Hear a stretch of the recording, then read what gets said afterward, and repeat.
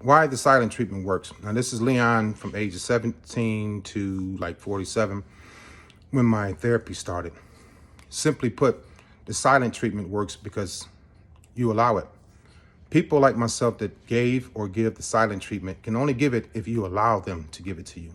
Can only give it if you take it, if you accept it. They can only give it if you take it on and say, okay, I'm sorry. A lot of you start to apologize about something that I did wrong. You didn't do anything wrong. You apologize to me for giving you the silent treatment. Does that even make sense? It happened my entire life.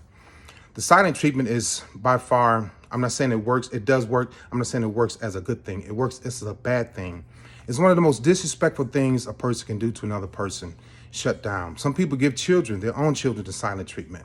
It's used to punish people, to show you that, see, I told you to leave me alone. I told you not to ask me any questions.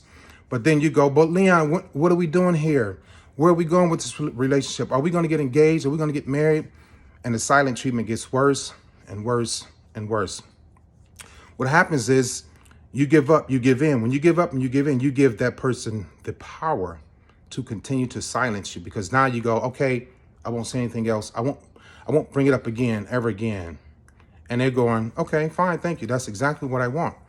And so if you start to submit to them during the silent treatment, the more quiet you become, the more quiet they become, the more time they have to think about doing evil things to you and saying bad and negative things to you. So, the thing is, the only way you can bring a person out of giving you or doing the silent treatment is by kissing your butt, kissing their butt. When you kiss their butt, they're just going to get worse.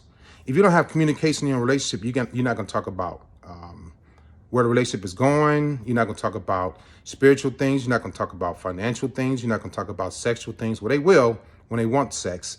That's the only time that they're really powered up and have energy, is when there's something in it for them. So if you don't have communication in your relationship, you're already at sub-zero. Women like to communicate.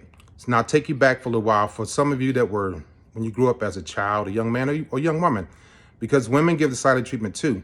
When you were told as a child to shut up, go sit down, you don't know what you're talking about, get in the corner, all those things, you probably vowed to never, ever shut your mouth again or be quiet. You become very talkative. And it's a good thing. It's a great thing. But if you're with somebody that's not talkative and can't communicate, well, they'll use that against you. So the silent treatment is one of the worst things you can do to a person in a relationship. You have grown to be a communicator, but you're with somebody that cannot communicate, doesn't want to communicate, doesn't know how to communicate, and will not communicate to keep you down and keep you quiet.